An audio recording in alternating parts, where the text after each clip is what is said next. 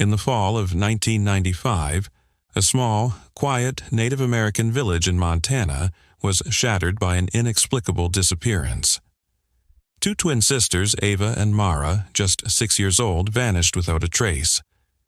Their family's home became a place of mourning, but the mystery would remain unsolved, leaving behind only questions.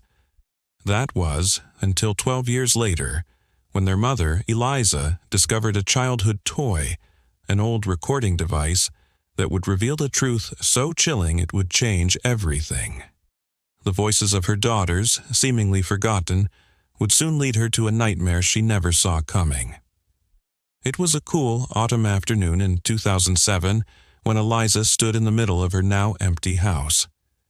She was packing up her life, one cardboard box at a time. The house felt foreign, the walls closing in on her, as if the very memories of her daughter's laughter had been erased, replaced with silence. The years had done little to ease the weight in her chest, the loss of Ava and Mara never quite fading. They had been gone for so long, yet Eliza's heart still ached as if it was the night they disappeared. She moved through the rooms with a heavy heart, sorting through the remnants of her past. Photos, toys, books. They all had a place in the boxes she was filling. As she entered the room that once belonged to her daughters, Eliza stopped.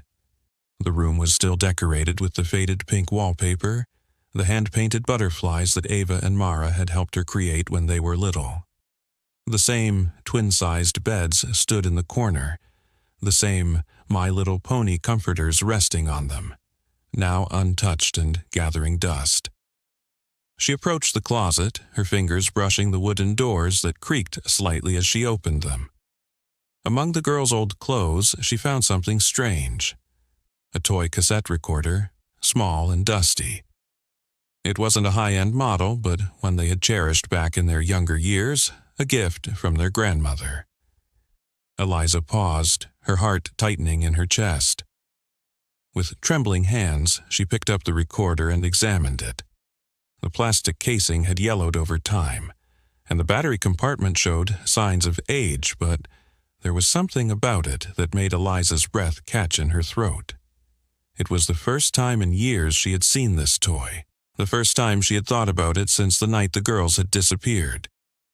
Her mind raced back to that night in 1995, the moment she had found their room empty, the window wide open, and no trace of her daughters. She could still remember the sound of the wind howling through the open window, the cold air rushing in, the silence that followed.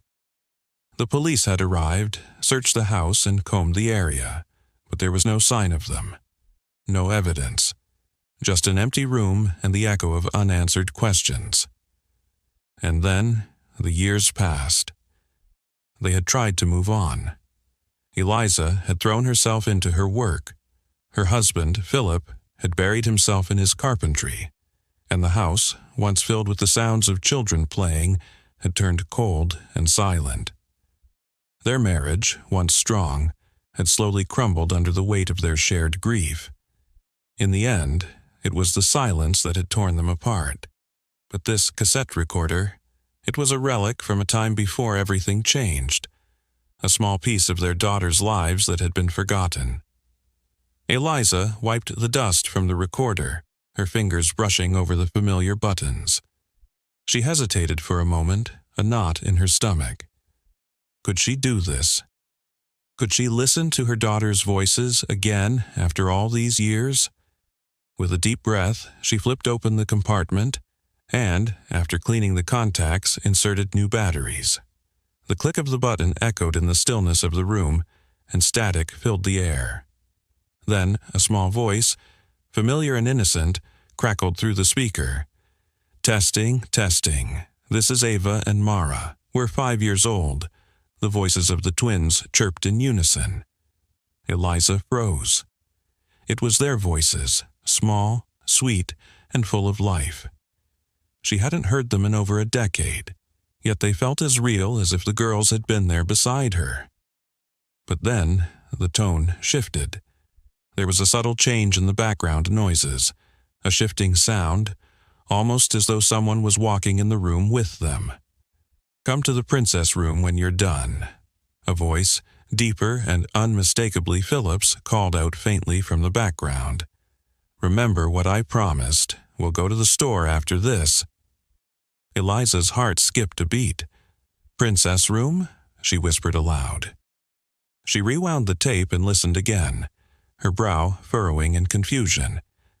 The princess room? She had never heard that phrase before. It wasn't something the girls had ever used to describe any room in their house. The recording continued with their innocent chatter, but Eliza's mind was now consumed by that one phrase. What was this princess room, and why had her husband said that? Her thoughts raced, each one darker than the last. Had Philip known something she didn't? Had he been hiding something from her all these years? She couldn't shake the unease that settled deep within her. Eliza's pulse quickened as she continued to replay the recording. The voices, the words, the cryptic message, it all pointed toward something she had never considered. As the sound of the girls' laughter faded into static, Eliza made a decision. She would find the truth. She would find out what had happened to her daughters, even if it meant uncovering the darkest secrets of the man she had once loved. She grabbed the recorder tightly, a resolve forming within her. There was more to this than she could have ever imagined, and she was going to get to the bottom of it. Eliza's hands trembled as she set the recorder down on the old wooden dresser. The words from the cassette replayed in her mind over and over. Princess room. She couldn't shake the thought that something was deeply wrong. A phrase like that, hidden in the back of her memory, was like a splinter in her mind that refused to be ignored. Why hadn't she noticed it before? Why had she never asked Philip about it? She knew she needed answers. But how could she confront him? 12 years had passed since the girls vanished, and in that time, the distance between her and Philip had only grown. He had moved on in his own way, but there had always been a part of her that still clung to the hope that one day they would find a way to heal. This wasn't healing. This was a revelation that threatened to tear apart everything she thought she knew. Eliza glanced at the clock. It was already late in the evening, but the weight of the mystery was too pressing to ignore. She couldn't sleep, not now, not when there was a chance, however small, that the answers were right in front of her. Without thinking, she grabbed her jacket and keys, the weight of the cassette recorder in her pocket like a heavy anchor pulling her toward an inevitable truth. The drive to Philip's workshop was short, but the distance between her thoughts and her heart felt infinite. The workshop was located on the edge of the property, a small building that used to be filled with the sweet scent of fresh wood and the steady hum of Philip's tools. Now, it was dark and still, the windows reflecting the pale glow of the streetlights. She parked the car and sat for a moment staring at the building. Was she ready for what she might discover? Would the man she had once known as her partner in life really be capable of something so monstrous? A part of her had always trusted him, had always believed that, despite their differences, he was someone who would protect their children. But now, the cracks were showing. She took a deep breath and stepped out of the car, her boots crunching on the gravel as she made her way toward the door. It was locked, of course. Philip had always been meticulous about locking things up, even during the years they were still together. The key was in her pocket, the same key she had used 100 times before. Now, it felt like a key to a door she was afraid to open. With a click, the door opened, and Eliza stepped into the workshop. It smelled of wood and metal, the familiar scents now tainted by a sense of foreboding. She flicked on the lights, the harsh glow illuminating rows of tools and unfinished projects. A heavy silence hung in the air, and Eliza could feel the weight of the past pressing down on her chest. "Philip?" she called out softly, her voice echoing in the quiet room. no response. She moved deeper into the workshop, her footsteps steady but hesitant. The back of the workshop was cluttered with various projects Philip had worked on over the years: wooden shelves, half-finished furniture, and a large workbench covered in scattered tools. Her eyes scanned the room, searching for any clue that might lead her to the truth. And then, her gaze landed on something that made her stomach drop. It was a large wooden chest, positioned against the far wall, half hidden behind a stack of old crates. The chest was old, its wood weathered and worn, but it was something Eliza recognized. She had seen it before. She and Philip had bought it together years ago to store their keepsakes: family photos, mementos from trips they had taken, and most importantly, the girls' drawings and crafts. But it wasn't the chest that caught her attention, it was the lock. The brass lock, old and tarnished, was new. It had clearly been replaced in recent months. Her heart pounded in her chest as she walked toward it, her breath shallow and quick. She knelt down in front of the chest, her fingers trembling as she reached for the lock. It clicked open easily, as though it had been unlocked recently. Inside, there were no family photos, no childhood drawings. Instead, the chest was filled with stacks of VHS tapes, neatly organized in labeled boxes. The first label she pulled out made her blood run cold. It read, "Princess Room, Ava and Mara." The handwriting was Philip's. Her mind raced, the pieces of the puzzle falling into place in ways she had never imagined. This was it. The tapes, the missing link between the recording from the toy and the disappearance of her daughters. Eliza's hands were shaking as she pulled the first tape from the box. She knew, deep down, that she was about to uncover something that would change everything. But she had to know. She had to hear it. With trembling fingers, she walked over to the VHS player, inserted the tape, and hit play. The screen flickered to life, showing the familiar sight of the basement, the princess room that Eliza had never seen before. Ava and Mara, no older than 5, were sitting on a small pink bed, their faces innocent, their eyes wide and trusting. And there, standing just behind them, was Philip. His face was soft, loving even, as he spoke to them, coaxing them to pose for the camera. But as the camera zoomed in on the girls, Eliza noticed something disturbing. The same manipulation she had heard in the recording earlier was evident here. The girls were uncomfortable, their eyes darting nervously toward the door as Philip urged them to smile for the camera. "Say cheese, girls," he said, his voice far too calm, too rehearsed. Eliza's breath caught in her throat. Her mind was racing, but her body was frozen in place. She rewound the tape and played it again, and again. Each time, the reality of what she was seeing hit her harder. Philip had hidden them. He had hidden their daughters for 12 years. Tears burned in Eliza's eyes as she stared at the screen, unable to look away. She had never suspected him, never even dreamed of such a possibility. But now, the truth was undeniable. Eliza stood, her legs weak beneath her as the weight of the truth bore down on her. Her husband, no, the man she had loved and trusted, had kept their daughters hidden. And all this time, she had been searching for answers in the wrong places. She had no idea what to do next, but one thing was certain. Philip was no longer the man she thought he was, and whatever came next, she would face it head on.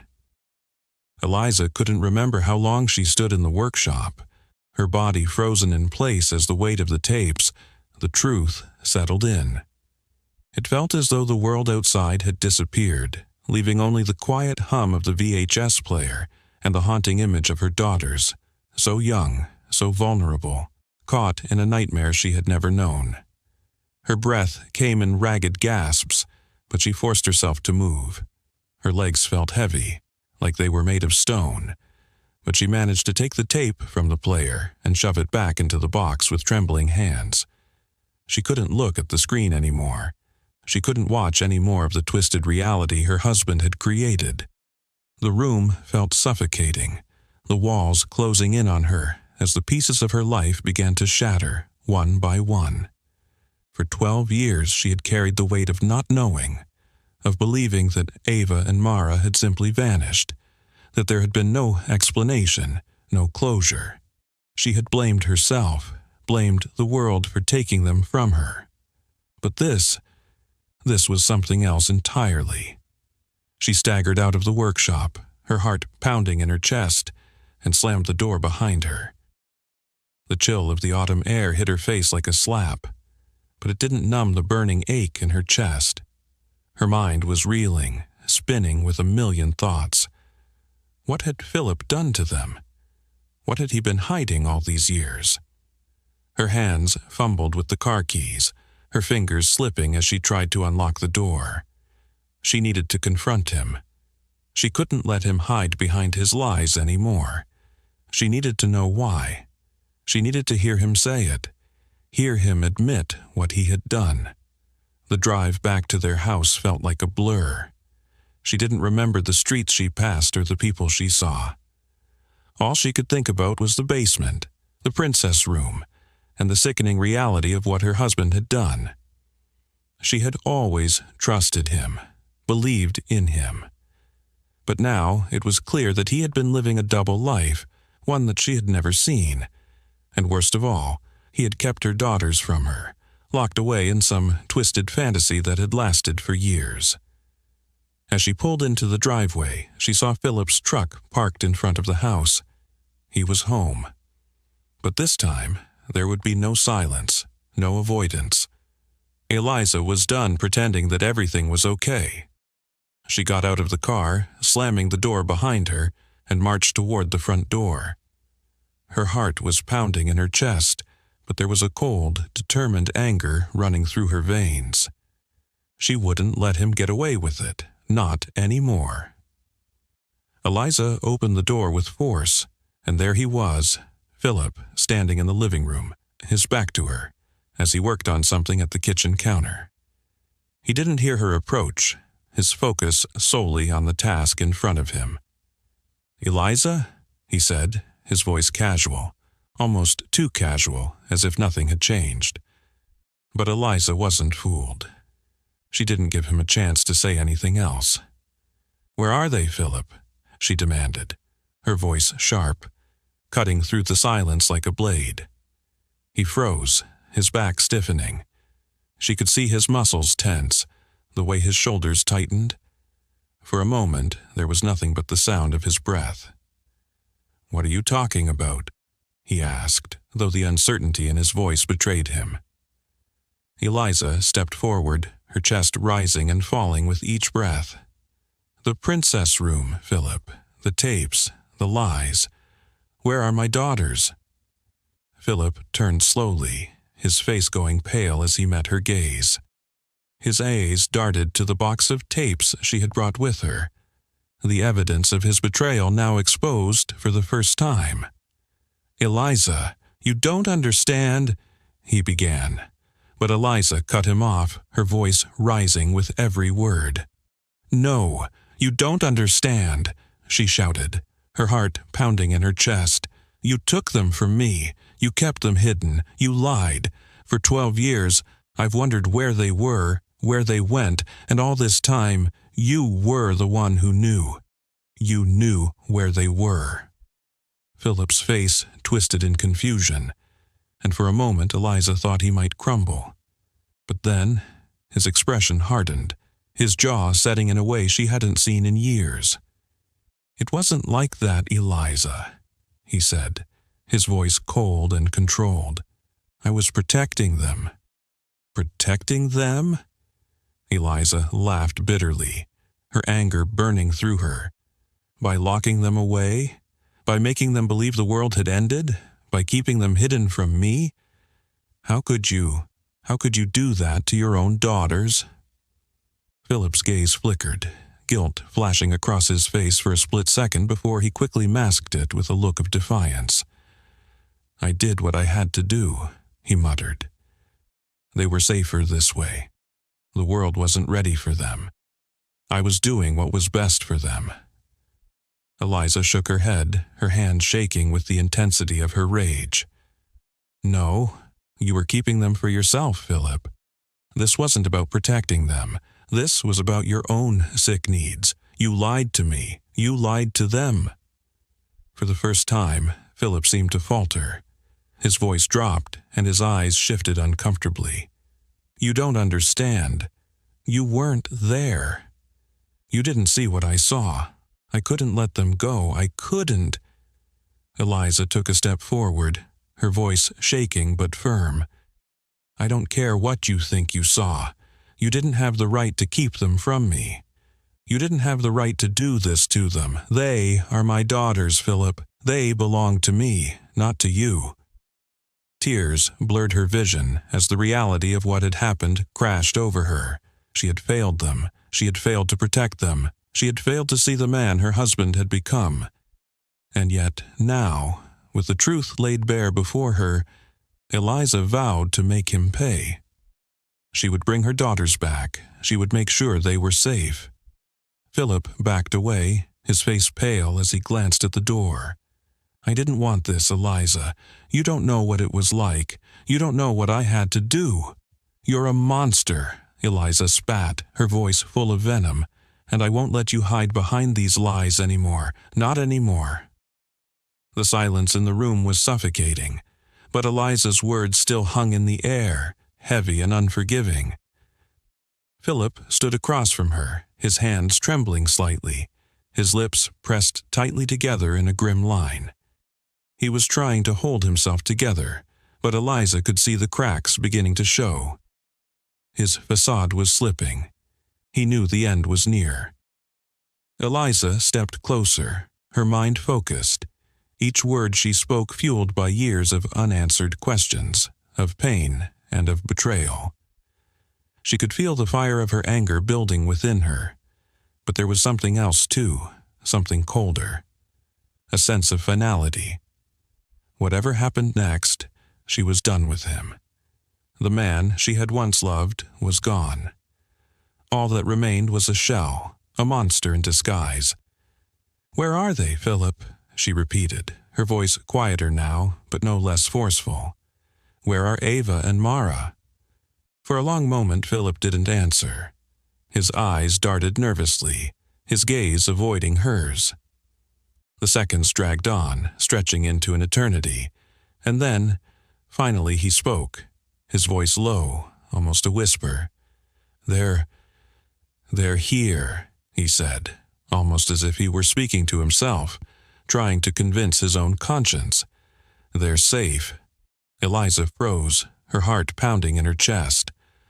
What do you mean they're here? She demanded. What have you done, Philip? What have you done? Philip's gaze flickered to the old staircase leading down to the basement, the very same basement she had never been able to step foot in after they had moved in. The one room of the house that had always felt off. Too cold, too dark. She had always known there was something there, but she had never dared to ask. Now, the realization hit her like a punch to the gut. The basement, Eliza whispered, the horror creeping into her voice. Philip nodded slowly, his expression unreadable. I had to keep them safe. I had to protect them. The world out there. It's not for children like them. His voice grew quieter, almost feverish. They're different, Eliza. They were always different. And I couldn't let anyone hurt them. Eliza took another step forward, her chest tightening. Different? What are you talking about? She was shaking now, her voice trembling with both fear and disbelief. You kept them locked in the basement, Philip, for 12 years? While I searched for them, while I cried myself to sleep every night, you hid them from me? Philip's face twisted, his hands clenched into fists at his sides. You don't understand. I did it because I had to. The world would have taken them away from me. They were safer down there, with me. With me, they didn't have to worry about the things that were out there waiting for them. Eliza's stomach churned. Safer? You think keeping them locked away for 12 years was safer? You've been hiding behind your lies for so long, Philip, I don't even recognize you anymore. Her voice shook with a mixture of anger and sorrow. I don't know who you are. I don't know how I didn't see it before, but now I see you for what you really are. Philip took a step back, his hands raised in a defensive gesture. Eliza, please. But Eliza wasn't listening anymore. She was done hearing his excuses. She could barely look at him anymore without feeling disgusted by the man he had become. Where are they, Philip? She demanded again, her voice firm, her determination growing stronger with every word. Where are my daughters? His eyes flickered to the basement door again, and Eliza's heart raced in her chest. She knew what that meant. She knew he was hiding something down there, something far worse than she could ever have imagined. She marched toward the door, her pulse hammering in her ears, and without hesitation she flung it open. The cold air from the basement hit her like a wave, and for a moment she couldn't see anything but the darkness beyond. Her heart was in her throat, but she didn't hesitate. She couldn't. Eliza, Philip called out, his voice shaky now. Please don't go down there. You don't know what you're going to find. But Eliza was already moving down the stairs, her mind set, her eyes focused on the darkness below. She didn't care what Philip said anymore. She was done. She had to know. She had to see it with her own eyes.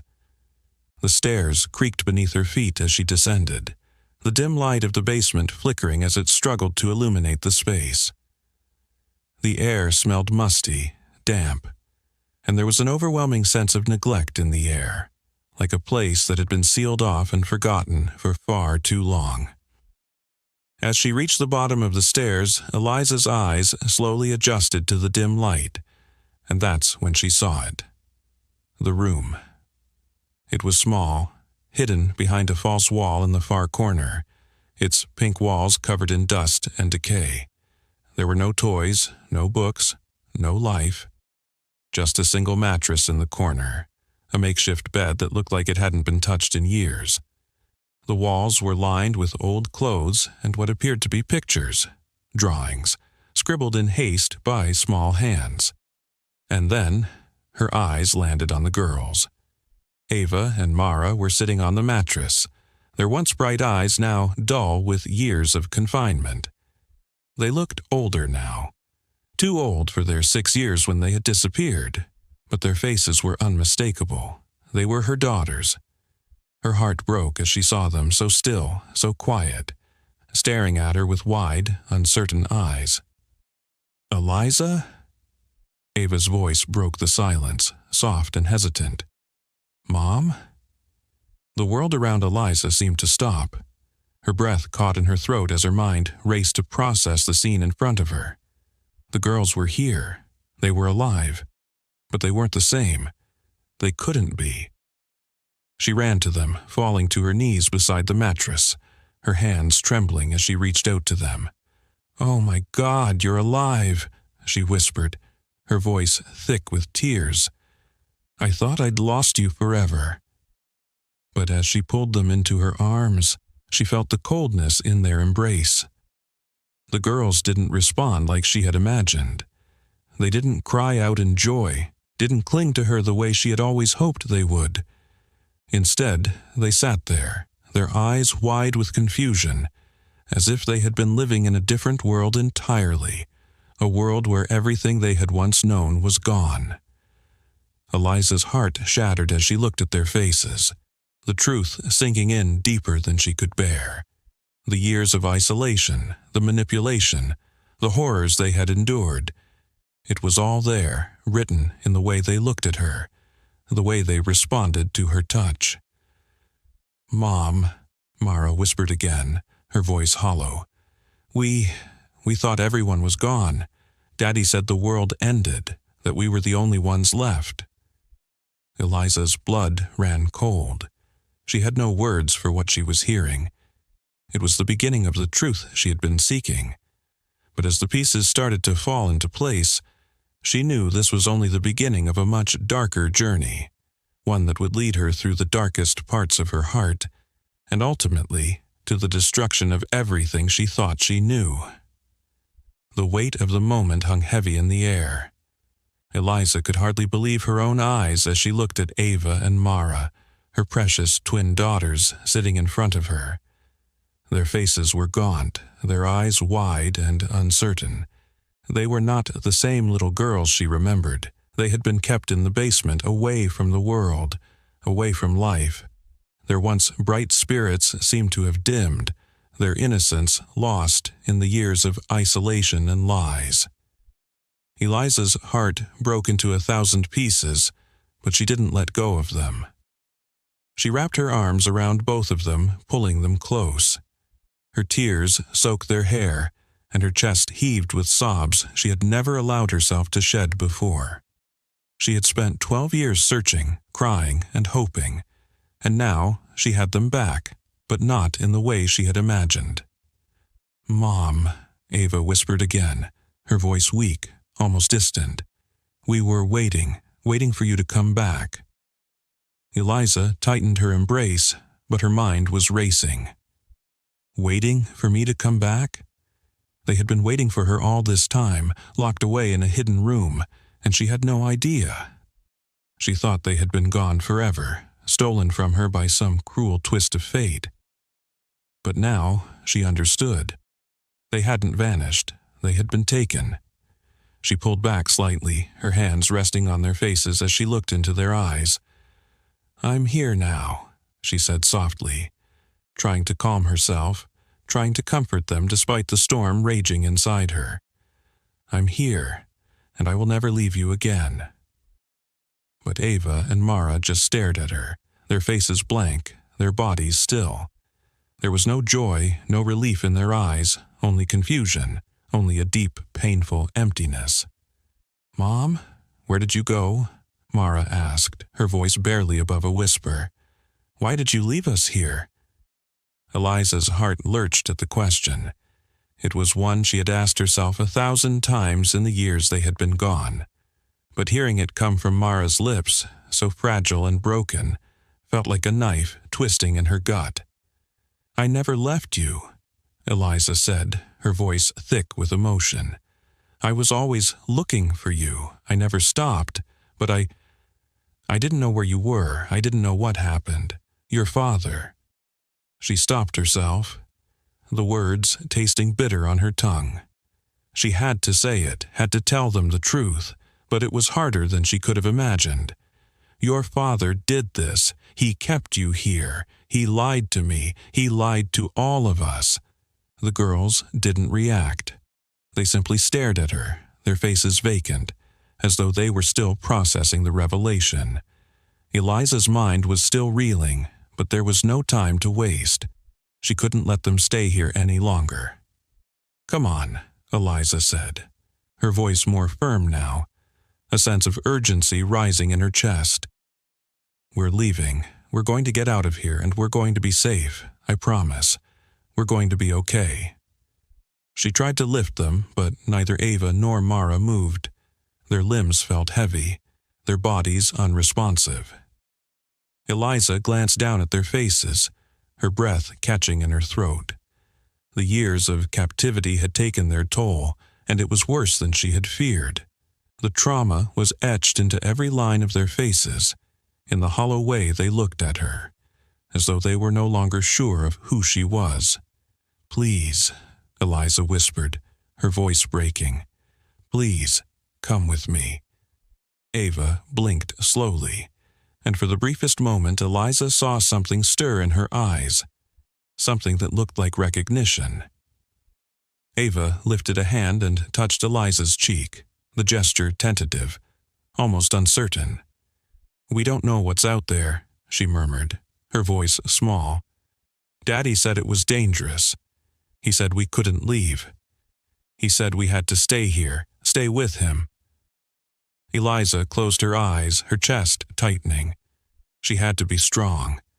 She had to show them that the world outside was safe. Ava's eyes fluttered. and she nodded slowly, her hand trembling against Eliza's cheek. "But we don't know how to live without him." Eliza felt a pang of guilt deep in her gut, but she knew the truth. "You will learn. You'll learn how to be free, how to be happy again. We're going to start fresh, together." She took both girls' hands, gently pulling them to their feet, and for the first time they moved with her. Their steps were slow, their bodies stiff, but they were following her. They were with her. It was a small victory, but it was something. As they walked toward the stairs, Eliza glanced back one last time at the basement, the place that had held her daughters captive for so long, the place where Philip had locked them away, hidden from the world. Eliza could feel the rage building inside her again, but she pushed it aside. There would be time for confrontation later. For now, she had to get her daughters out of here. When they reached the top of the stairs, Eliza led them to the front door. She didn't care if Philip was still inside. She wasn't going to let him stop them. Not now, not ever again. But as she reached for the door, she froze. The sound of footsteps coming from behind her made her blood run cold. "Where do you think you're going, Eliza?" Philip's voice was low, threatening. He stood in the doorway, his hands clenched into fists. His eyes were wild, his face twisted in anger. Eliza turned slowly, her heart pounding in her chest. "I'm taking them, Philip," she said, her voice steady despite the fear clawing at her insides. "I'm taking them away from you. You've lost your chance to control them. It's over." Philip's face darkened. "You can't just leave with them. I won't let you." Eliza didn't hesitate. She grabbed Ava and Mara's hands tighter and stepped forward, ready to face him. This was it. This was the moment she had been waiting for. The tension in the room was thick as Eliza stood her ground, her hand gripping Ava and Mara's tightly. Her heart pounded in her chest, but her resolve was unshakable.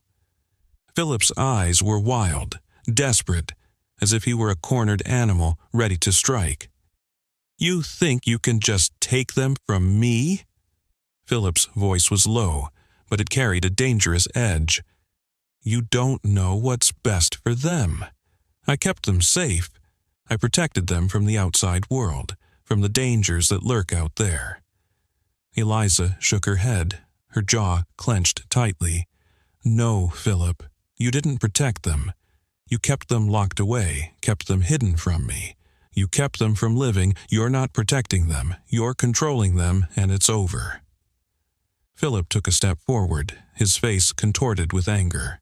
"You don't get to decide that. I'm their father. I did what I had to do. I kept them safe from a world that doesn't care about them, a world that would have destroyed them." His voice cracked, but there was no sympathy in it, only an insidious kind of self-righteousness. Eliza took a deep breath, her voice steady but full of fury. "You're not their father anymore. You're just a man who used his power to hurt his own daughters, and I won't let you do it anymore." For a moment, there was silence between them, the only sound the faint echo of their breathing. Eliza could feel the girl's hands trembling in hers, and she squeezed them, silently reassuring them. This was their moment. They were leaving this nightmare behind. But just as she reached for the door, Philip stepped forward again, blocking the way. "You can't leave, Eliza," he said, his voice softer now, but there was a finality in it that sent a chill down her spine. "You think you can just walk away from all of this? From us? You don't understand. If you take them, you'll destroy them. You'll break everything we've built. I won't let you do that." Eliza stood her ground, her eyes narrowing. "What you've built, Philip, is a prison, and I'm not going to let you keep them in it any longer." Philip's face twisted, and for the first time, Eliza saw a flicker of something darker in his eyes, something that made her heart race in fear. He wasn't just angry. He was desperate. Desperate enough to do anything to keep control. "I'll never let you take them," he growled, his voice low, like a threat simmering beneath the surface. Eliza's breath caught in her throat, but she didn't back down. She could see the madness in his eyes, the twisted obsession that had driven him to keep their daughters locked away for so long. He wasn't going to let go easily, but Eliza wouldn't let him hold them captive anymore. "You don't have a choice, Philip," she said, her voice low and steady. "We're leaving, and there's nothing you can do to stop us." Just as she spoke the words, there was a sudden shift in the atmosphere. The door creaked behind her, and she turned just in time to see one of the officers, a tall man with dark hair and a solemn expression, step into the doorway. He had a badge clipped to his belt, and there was a gun holstered at his side. "Eliza, get the girls and go," the officer said firmly, his voice commanding. "We've got this." Philip's eyes widened as he turned to face the officer, but his bravado quickly crumbled. The officer didn't flinch, his hand resting calmly on the gun at his side. Philip glanced back at Eliza, and for the first time he saw the truth in her eyes, the resolve. She wasn't backing down. She wasn't going to let him have any more control. "I told you I wouldn't let you take them," Philip spat, but his voice lacked the conviction it had earlier. The officer stepped closer, his presence firm and unwavering. "You don't have a choice," the officer replied, his tone cold. "You're under arrest for the abduction and confinement of Ava and Mara Rodas, and for the manipulation and abuse of your daughters over the past 12 years. The words hit Philip like a punch to the gut. He recoiled, his face turning pale, but his mouth still worked as if he were trying to form words that wouldn't come. He looked back at Eliza, his eyes wild, but there was no more fight in him. He had lost. Eliza moved toward the door, her grip on Ava and Mara tightening, but before she stepped outside, she turned back to Philip one last time. There was no anger left in her, just cold resolve.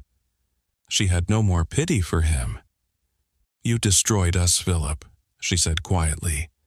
"You ruined everything, but we're done now. We're free." Without waiting for his response, Eliza stepped out into the cold night air, the officer following behind her, keeping his distance but ready to intervene if needed. As they made their way to the car, Eliza breathed a sigh of relief, but it was fleeting. There was still so much left to do, so many years to make up for. The journey to healing wouldn't be easy, it wouldn't be quick. But for the first time in 12 years, Eliza felt like she was finally taking back control of her life. She helped the girls into the car, her heart aching with a mixture of sorrow and hope. They were safe now. They were free. As the officer climbed into the car and the engine roared to life, Eliza glanced at the rearview mirror, where the house, the place that had held her daughters captive for so long, faded from view. But she wasn't looking back anymore. She was looking forward. The future, uncertain and painful as it might be, was hers to reclaim. The drive felt like an eternity, the road ahead stretching out like a long, winding path leading toward the unknown. Eliza's mind buzzed with 1,000 thoughts, her heart still racing, her breath still shaky, as the reality of everything that had happened settled in. She glanced at Ava and Mara, sitting quietly in the back seat, their faces pale, their eyes wide with confusion. They weren't the same girls who had once filled her life with joy and laughter, but they were alive. They were here, and that, above all else, was the truth that kept her moving forward. She couldn't change the past. No matter how much she wished she could take away the years they had lost, she couldn't. All she could do was help them heal, help them find a way back to the world they had been denied for so long. "Ava? Mara?" Eliza's voice was soft, almost hesitant as she glanced in the rearview mirror. She could see the girls' eyes on her, their faces still unreadable. "Are you okay?" Ava, the older of the two by just a few minutes, gave a slight nod, her lips trembling as if she wanted to say something, but the words didn't come.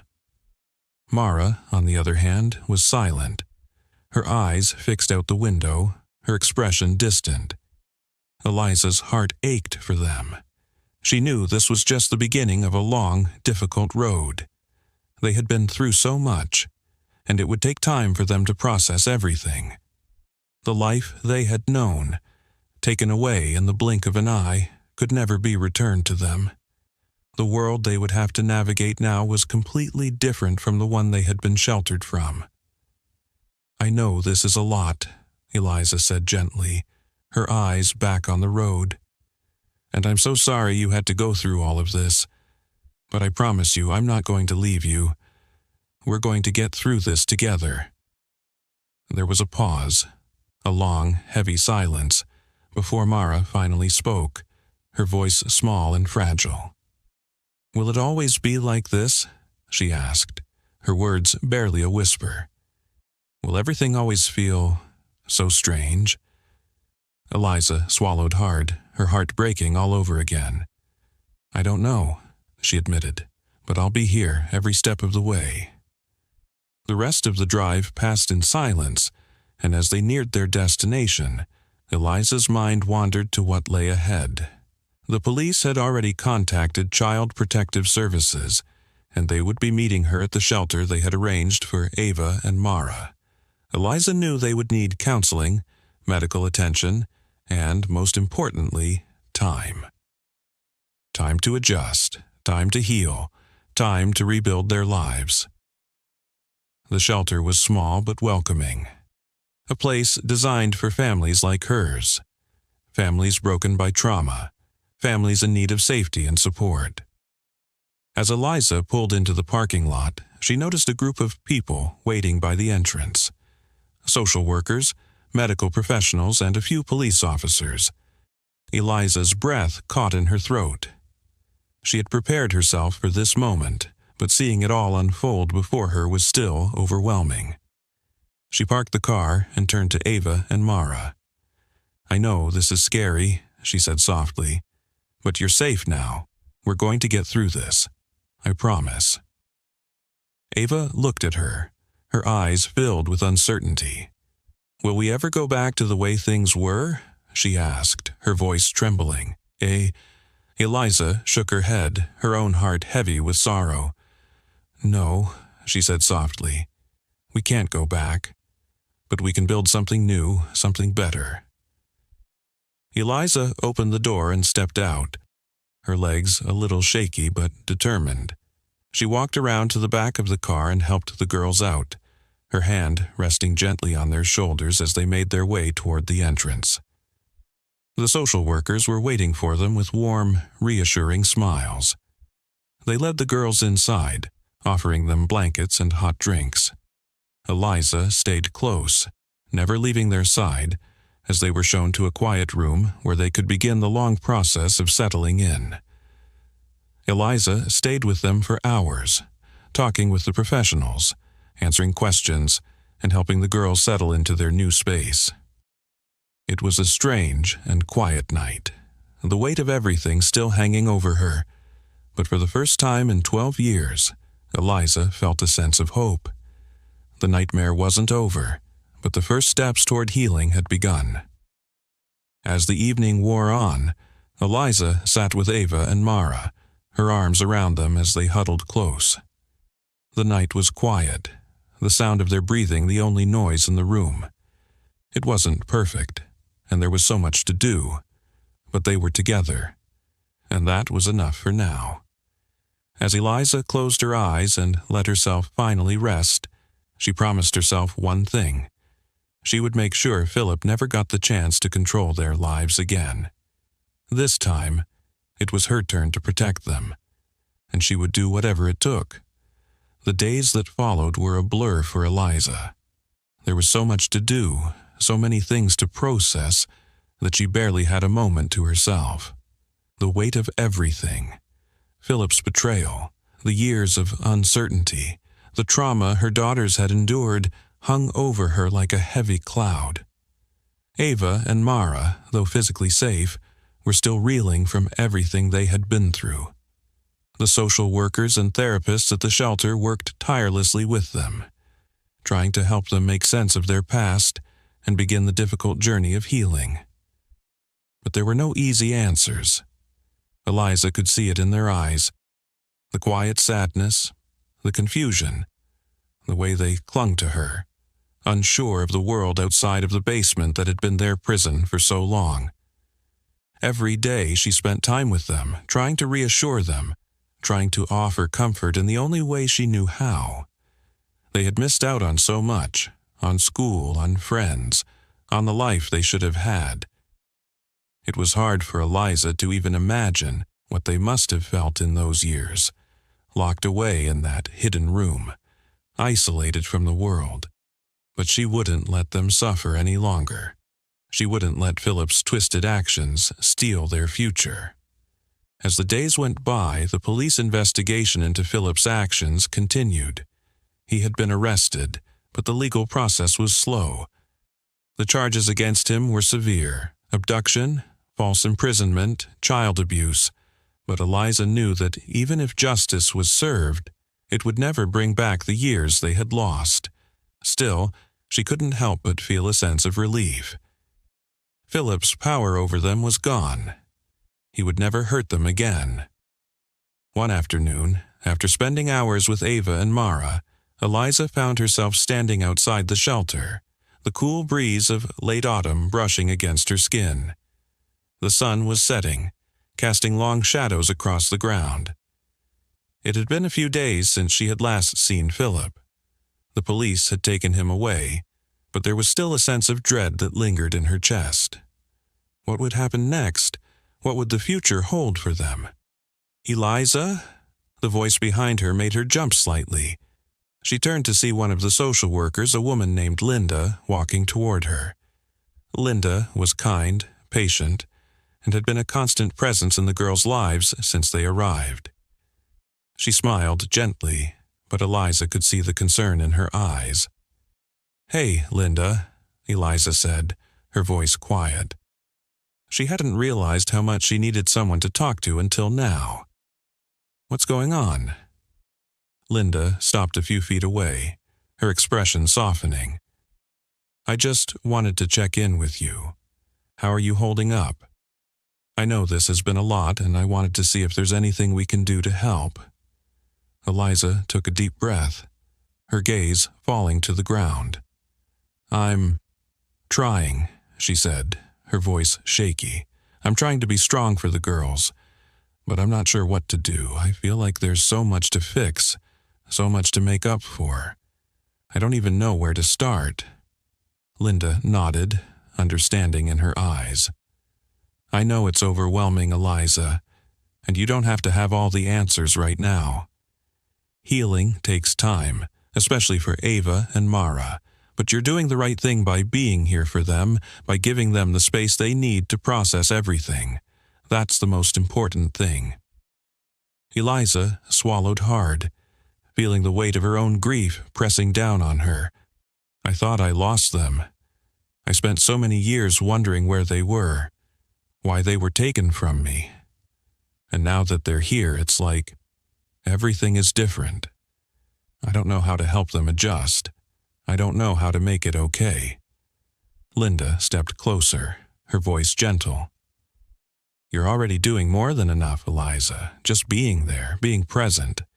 That's what they need right now, and they're lucky to have you."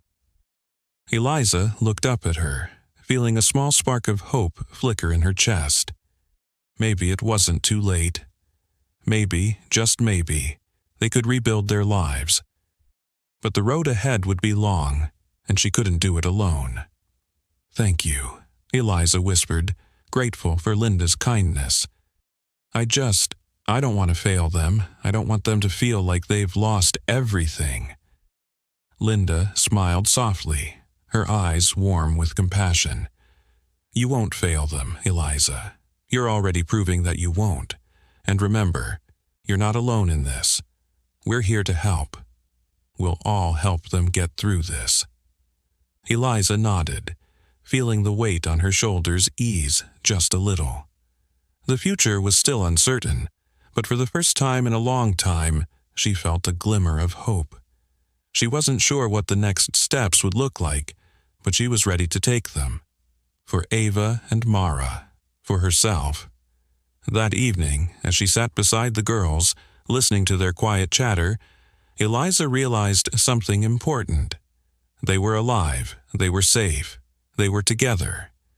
And while the scars of the past would never completely fade, there was a chance for a future. A better future. And that was something she could hold on to. The days turned into weeks, and slowly, Eliza began to adjust to a new rhythm of life with Ava and Mara. They were in a new, unfamiliar world, and so was she. Every day presented new challenges, small victories, and heartbreaking setbacks. But through it all, Eliza never wavered in her determination to make their lives as normal as possible, to give them the childhood they had been denied. Therapy sessions, both individual and family, became part of their daily routine. The therapists were kind, but Eliza could see the deep pain in the girls' eyes. They were still struggling, still haunted by the years they had spent in isolation. Ava, ever the strong one, had started talking more. She was reluctant at first, but after weeks of gentle encouragement, she began to share fragments of memories from their time in the basement. Most of what she said was innocent. Stories about the games they had played, the small comforts that had gotten them through each day. But there were also moments when her voice cracked, when the weight of what they had endured came rushing back, and Eliza would see her face twist with a pain she couldn't hide. Mara, on the other hand, remained distant. She didn't talk much, and when she did, it was often in a way that seemed detached, as if she were speaking from somewhere far away. She often stared out the window for long periods, lost in thought, her gaze unfocused. Eliza could feel the weight of her silence, and it hurt more than she could explain. The nights were the hardest. Eliza had expected the nightmares, the restlessness, the tears, but nothing could have prepared her for the depth of the girl's trauma. Ava would wake up in the middle of the night, crying out for help, her hands clutching the sheets as if she were still trapped.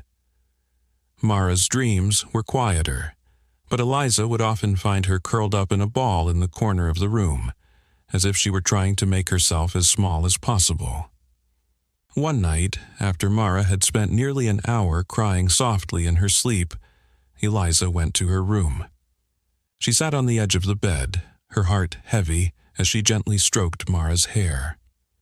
For a long time, Mara didn't wake, but Eliza didn't mind. She stayed there, her presence a quiet promise that she would never leave, no matter what. "Mara," Eliza whispered softly, "I'm here." Mara's eyes fluttered open, her face streaked with tears. She didn't say anything at first, just stared at Eliza, as if she were trying to make sense of her. Then, without warning, Mara flung herself into her arms, sobbing uncontrollably. "I'm sorry, Mom," she gasped between sobs. "I'm sorry." Eliza held her tightly, her own tears flowing freely as she whispered into her daughter's hair. "You don't have to apologize, sweetheart. You didn't do anything wrong. You've been through so much. I'm so sorry. I'm so sorry you had to go through that." Mara's body shook with sobs, and Eliza just held her, letting her cry, letting the weight of the past pour out. They stayed like that for a long time, mother and daughter, as the night stretched on. Slowly, the sobs began to subside, and Eliza felt Mara's body relax in her arms. She pressed a kiss to the top of her head and whispered, "You're safe now. I'm never going to leave you. We'll get through this together." As Mara drifted back to sleep, Eliza remained awake for a long time, just watching her daughter. There was still so much to heal, so much to overcome. But for the first time in a long while, Eliza allowed herself to believe that maybe, just maybe, they could find their way back to each other. The next morning, when Ava and Mara woke up, Eliza was already there, sitting at the table, a fresh pot of coffee brewing. It was an ordinary morning, one of the first that felt like it could be part of the normal life they had once hoped for. Ava walked in first, her eyes still heavy from sleep, but a small smile tugging at the corners of her lips when she saw Eliza. "Morning, Mom," she said, her voice soft but warm. Eliza smiled back, a sense of pride filling her chest. "Morning, sweetheart. How did you sleep?" Ava shrugged, her gaze flickering over to Mara, who had just come into the room, still groggy. "Better," Ava said, her voice tinged with uncertainty. But there was something there, something that told Eliza her daughter was starting to find her way back. Mara nodded without saying anything, and Eliza could tell she was still processing everything, but there was a subtle change in her.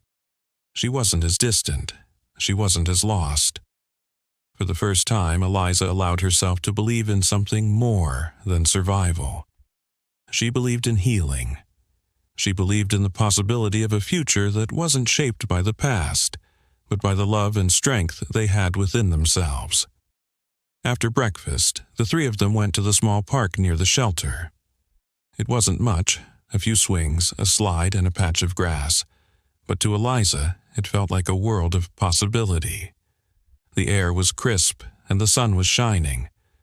For the first time in a long time, she felt a sense of peace as she watched her daughters run across the grass, their laughter tentative at first, but slowly becoming more natural. Ava was the first to take a seat on the swings, her legs pumping back and forth as she soared higher into the sky. Mara watched her for a moment before slowly following suit. Eliza stood on the sidelines, watching them, her heart swelling with love and hope. They were finally free. And though the journey ahead would be long and fraught with difficulty, Eliza knew that they were no longer alone. They were together, and they were going to build a new life, a better life. For the first time in years, Eliza allowed herself to believe in that future. The weeks that followed brought small, steady improvements.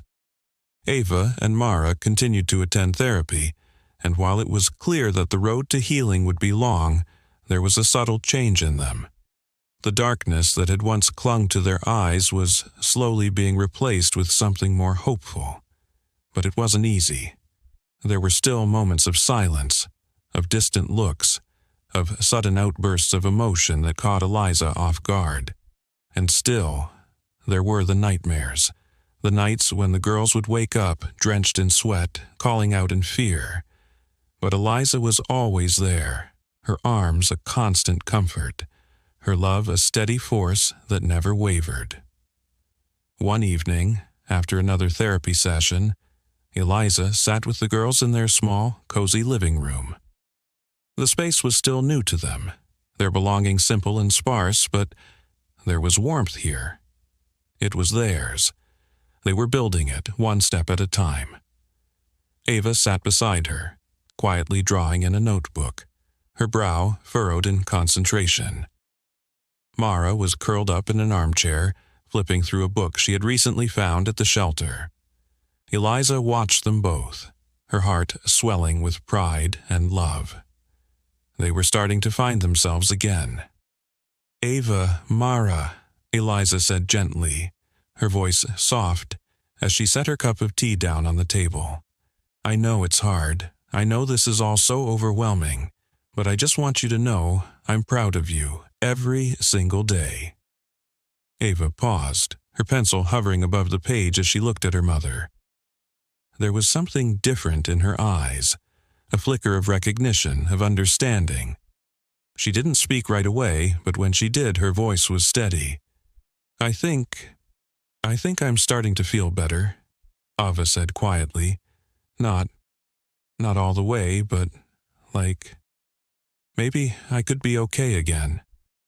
Eliza's heart soared, but she didn't want to make Ava feel pressured. "You don't have to be okay all at once, sweetheart," Eliza replied, her voice warm. "You just have to take it one day at a time, and that's all any of us can do." Mara looked up from her book, her eyes meeting Eliza's with a quiet, tentative expression. Do you think it's possible to forget all the bad stuff? Or is it just always going to be there?" Eliza's chest tightened at the question. She had asked herself the same thing countless times since they had come back together. She hadn't forgotten, and she didn't expect the girls to either. The pain, the loss, the confusion, it would never truly go away. But it didn't have to define them. "No," Eliza said softly, her gaze meeting Mara's. "We'll never forget, honey, but we don't have to let it control us either. We can remember, but we can also move forward. The past will always be a part of us, but it doesn't have to be the only part of us." Mara nodded slowly, as though considering her mother's words, her eyes lingering on Eliza for a moment longer than usual. "I think I understand," she said softly, her voice still small, but with a sense of strength that had been missing before. Ava smiled, her eyes softening as she leaned against Eliza. "I'll be okay," she murmured. "I'm starting to think I really might be." Eliza held her close, her heart swelling with a mix of love and sorrow. This was what she had always dreamed of. Her daughters, alive and safe, beginning to heal. And though the scars would remain, both on the girls and on herself, Eliza knew that they had the strength to move forward, together. The next few days brought more changes.